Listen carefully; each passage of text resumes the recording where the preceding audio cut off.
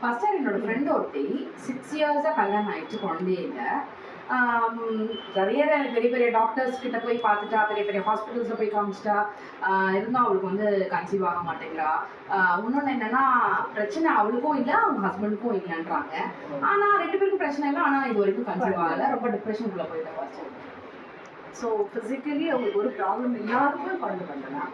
ஒன்று which கிராஃப்ட்னால affect ஆகிருக்கணும், இல்லைன்னா curses. அவங்க எதாவது அபார்ஷன் பண்ணிட்டாங்களா? ஆமாம், டியூப்ல ஃபார்ம் ஆயிடுச்சுன்னு சொல்லிட்டு ஃபர்ஸ்ட் ஒன்று அபார்ஷன் பண்ணினா. அவங்க அம்மாவுக்கு ஒரு மாதிரி நடந்திருக்குமே. ஆமாம்மா, அவங்க அம்மாவும் ஃபர்ஸ்ட் பேபி அபார்ஷன் பண்ணாங்கன்னு சொல்லியிருக்காங்க. Okay okay. இந்த மாதிரி அபார்ஷன் பண்ணும்போது நம்ம ஒரு மர்டர் பண்ணுவோம், விசாசம் மேலே ரூம் எடுத்துக்கோம், அடுத்தடுத்து உள்ள பிளஸிங்ஸை நம்ம தடை பண்ணுவோம். ஓகே. ஸோ ஒரு பெரிய அவனுக்கு நம்ம லீகல் ரைட்ஸ் கொடுத்துருவோம் அந்த இடத்துல. அதை நம்ம கட் ஆஃப் பண்ணணும். அப்போது அதுக்கு அவங்கள கூப்பிட்டு வச்சு அந்த சம்மந்தப்பட்ட எந்த இடத்துல லாக் ஆகிருக்காங்க அதை ஸ்பிரிச்சுவலி கண்டுபிடிச்சு அதுலேருந்து டெலிவரன்ஸ் கொடுத்தாங்க. நிச்சயமாக குழந்தை பாக்கியா ஓகே.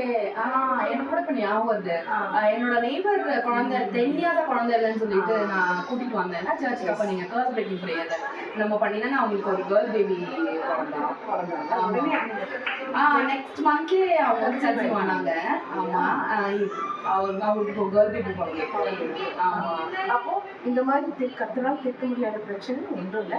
அதை கரெக்டாக அது என்ன ஃபார்முலான்றதை கண்டுபிடிச்ச ஃபார்முலா போட்டால் எப்படி மேக்ஸ் நம்ம கிளியராக ஆன்சர் வரும். அந்த மாதிரி கரெக்டாக அந்த எந்த நாட்டுன்றது கண்டுபிடிச்சி க்ளியர் பண்ணுறது நிச்சயமாக மெசேஜ் அவங்களுக்கு கொடுப்பாரு. இந்த மாதிரி பிரச்சனை உங்களுக்கு ஏதாவது இருந்ததுன்னா கமெண்ட்ல தெரிவிங்க, நாங்கள் அதுக்கு அப்ளை பண்ணுறோம்.